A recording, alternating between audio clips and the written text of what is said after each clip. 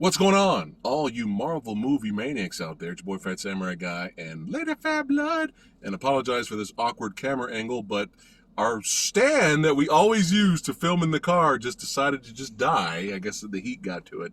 So we apologize for the awkward angle. But we just got out of the theater of seeing Thor, Love and Blunder. Uh, hey, it's rare, but sometimes I have my moments. Here's the thing though. There's actually some things I did like in it. Some of the action was solid. There were some legitimately funny moments. I love the opening. The opening is great. I love the action sequence in the beginning. In the very beginning, when they play, a certain song gets played. Samurai Guy, I was like, because I like that song in the beginning, and the action sequence was dope. That's how you open the beginning action sequence was great.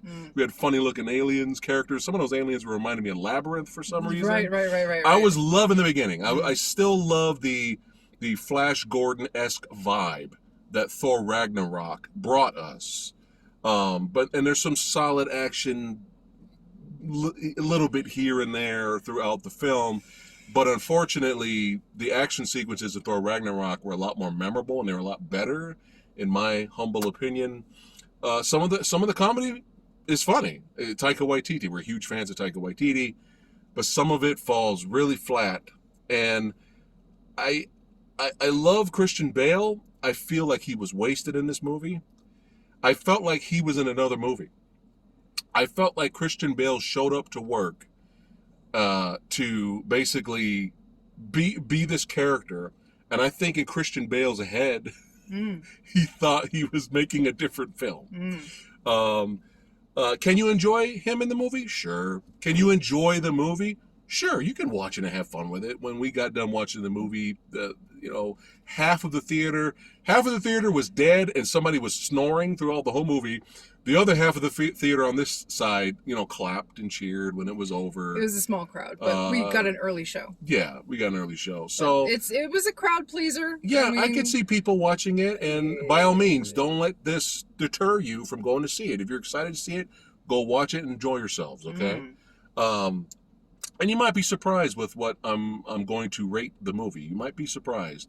But there's a lot of problems. I was getting a lot of glances from her. I was laughing hysterically. We will talk more in detail with a spoiler discussion. We're not going to rate it or anything like that. We'll rate it when we do spoilers.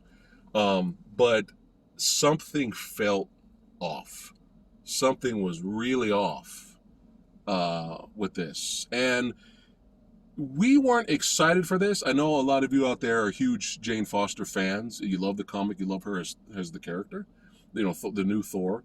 I'm sure you guys probably jizzed all over this movie, and I'm happy for you. I'm jealous in a way because I didn't get that with Taskmaster and fucking Black Widow. Fuck that movie. Anyway, I digress. Russell Crowe was hilarious. I enjoyed him as Zeus, but man, we're huge Taika Waititi fans. Huge fans. And we kind of gave him the benefit of the doubt because we love What We Do in the Shadows, the movie, TV show. We love a lot of his films. We're huge fans. We love Thor Ragnarok. So any of you out there who basically are mad that other people don't like this movie, and what your defense for this movie is, you don't like fun. Let me repeat what I just said earlier. We absolutely loved Thor Ragnarok. So that bullshit defense is not going to work against us. Okay? So you can take that, you can take it, roll it up, flip it sideways, and throw it this way, because we love Thor Ragnarok. So take that argument away. That doesn't work on us. The whole time I'm watching this, I'm like, something's off. Something's not right. I don't know if it's the co-writer with Taika Waititi. I don't know if it's her fault, or it's just some of the greatest creators out there have off days. Some of our favorite directors of all time, James Cameron, Steven Spielberg, some of the greatest directors of all time we're huge fans of. They make movies that we don't like once in a while, right? And our actors we love star in movies that we don't like once in a while. Some things fall flat. This fell flat. And I'm sitting in the theater like, Something's not right. What's wrong? What's wrong? Hopefully we can go in more detail when we talk spoilers. Oh, but we will. But really briefly, I'm doing all the talking here. Uh-huh. Go ahead. I hated it.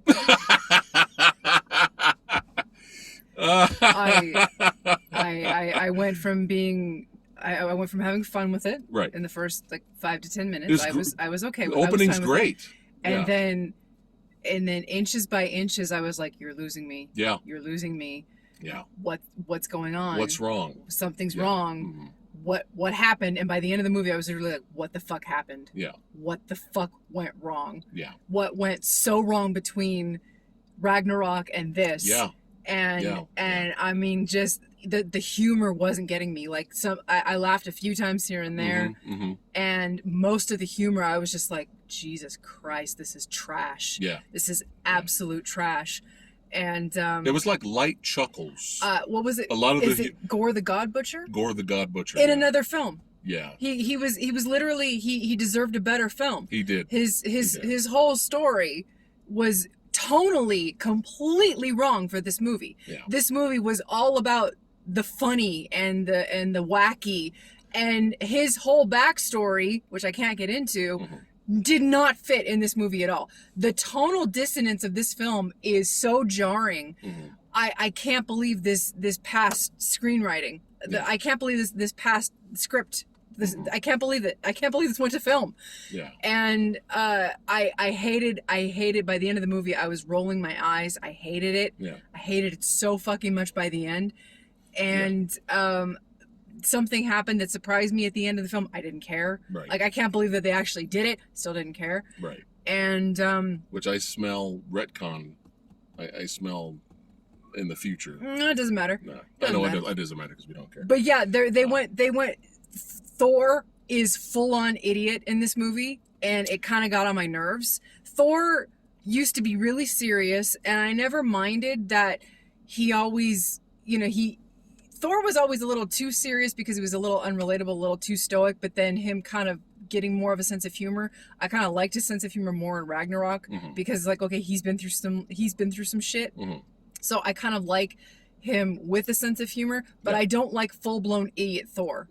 He's a full-on idiot in this movie, and it kind of got on my nerves. It's like he doesn't have to be completely incompetent and stupid and constantly cracking really, really bad jokes. Right.